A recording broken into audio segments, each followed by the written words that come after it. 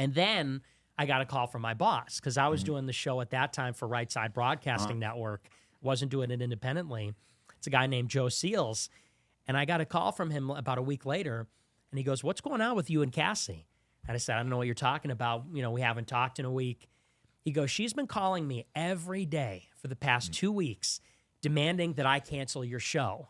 Wow. And she was watching the show every night, and every little thing I said that was controversial, she would pick up the phone and say, "You'll never guess what Nick just said. He said this. You got to take down the show." And he goes, "I'm not going to take your show, but this is really weird." And then he confided in me. She was considering converting to Judaism. And he goes, "Don't tell her." And he'd probably be mad that I'm saying this, but because he's an evangelical Christian. He said, "I've been trying to convince her, but," and she was living in Israel at the time, and she had been over there, and she was a fellow at Daily Wire. And I said, "Wow." And then the last thing that happened is she clipped my show. And to answer your question, the first big hit piece about me, she clipped my show and sent it to Media Matters.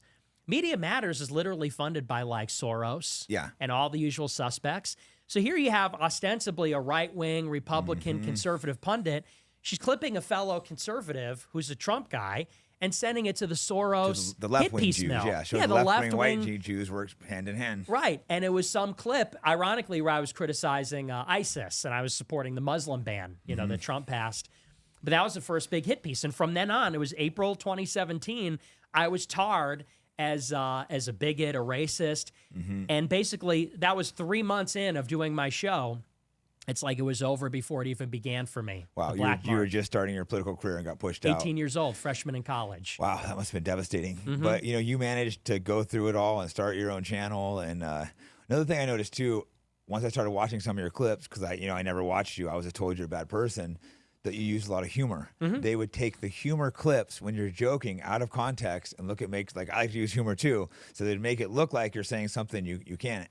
Also, when I started watching you, I realized you're very, very good at breaking down like exactly what the problems are with our greatest ally. Right. So I think they looked at you as a threat. Plus, you had the young audience, the Zoomers. You were probably starting to build a big audience when they cut you off.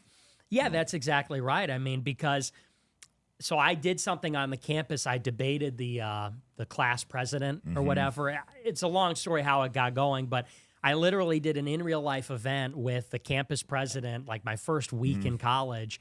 300 people came. We debated Trump versus Hillary. And that's how I actually met Cassie Dillon. She live streamed it on Periscope. And she told me after the fact, she said, Ben Shapiro watched it. And I told him he needs to take you under his wing. Oh, wow. So they were literally grooming you, to be like the next big star to whatever. push Israel. And who knows? I mean, maybe I'd just be a low-level influencer, but, this is what they do. You would have been big with the way you speak. You could have been a big star if you'd have sold out. You could be making millions, being a star, but you feel a lot better as you are, I bet. Yeah, well, and I think that was the play, and I think they clocked me as a threat because you're right. I'm reasonable and I bring humor to the table, and at that time I was a very young guy. And so they basically said, we need to throttle this guy in the crib before he really gets any momentum. And, in retrospect, I think I was treated very unfairly. And I know that I didn't do myself a lot of favors over the years because I said some super controversial things. I think when they ban you, it kind of pisses you off and it makes you go really far the other way, which I did that a little bit when they first started going after me because I wasn't saying anything at all. I was just pushing against the genocide in Palestine, and they went after trying to get me fired for everything. So I did say some pretty controversial things after that because I was pissed off. I wanted to be like, fuck you to these people. When they're trying to cancel me anyways, I might as well up it. So, I mean, yeah, you said a few controversial things, but I've never seen anything that bad, Well, yeah, and I don't think I've ever said anything bad, but that's always where they go is, well, you got treated unfairly, but, then later you said things. But I was a teenager who got utterly canceled, harassed, my name dragged through the mud. I doubled down, and I got mad about it. I got pretty aggressive. And again, it's not I'm not walking that back or regretting, but people really need to put themselves in the shoes of, this is a real problem, that if you speak out against a particular issue, you do get absolutely harassed. And people that don't, I think, even have as much composure as me would go a lot crazier even. Yeah, I definitely stepped it up and went after me because I had clearly organized groups of Jewish groups going after me. It was highly organized. They get people's phone numbers, 50 emails. So it seems like a lot of people think that, but they don't. like I said, I actually do a lot of business with a Jewish guy. Thankfully, he doesn't give a crap. He thinks it's like funny. He'll send me the messages sometimes in his reply because he's like, he knows I'm not an anti-Semite. He's just like, oh, Jake, how do you deal with this anti-Semite? He hates Jews.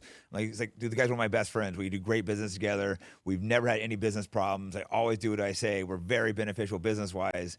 I'm not going to cut him out because you're telling me he doesn't like Israel. I don't give a shit. Right. So I'm thankful. I'm very thankful though, because a lot of people don't have Jewish people in their corners. A lot of guys would be like, "Oh, he's against Israel. I'm going to fire him." Right. Well, and that happens, well, and even with me, I had a Jewish assistant for years, and people within my clique or my movement, they said, "Well, well, this guy can't be a part of it. He's Jewish." I actually went out on a limb and defended him. This is back in 2019, kind of at my first big break. I brought a guy on our team who was Jewish, and, he's a pretty smart guy. Yeah. And people said, well, he can't be a part of it. And I said, well, he's a really hard worker. He's a smart guy. I said, so I think he's okay. Now, ironically, he later ended up betraying me. So, I live to regret it. Yeah. I don't know. Maybe that says something. But the point is, they always try to turn you into a caricature. But we're talking about the country. We're talking about big picture. We're talking about generalities. And that's where people always get hung up, is they say, do you think it's every single person? Is every single person in on it? And I feel like as a society, we kind of have to move past. They used to call it nagzalt. Not all X are like this. Yeah. And so, for example, you talk about a problem like crime. Yeah. And you'd say, well, when you look at violent crime, it's a lot of black people. Yeah. Now, if you say that, people say you're racist. Yeah, but and then you say, well, not all black people are like that, but there's a generality. Yeah. It's a big country with a lot of people. Their statistics and patterns emerge, and they elucidate the nature of the issue, or they characterize the issue.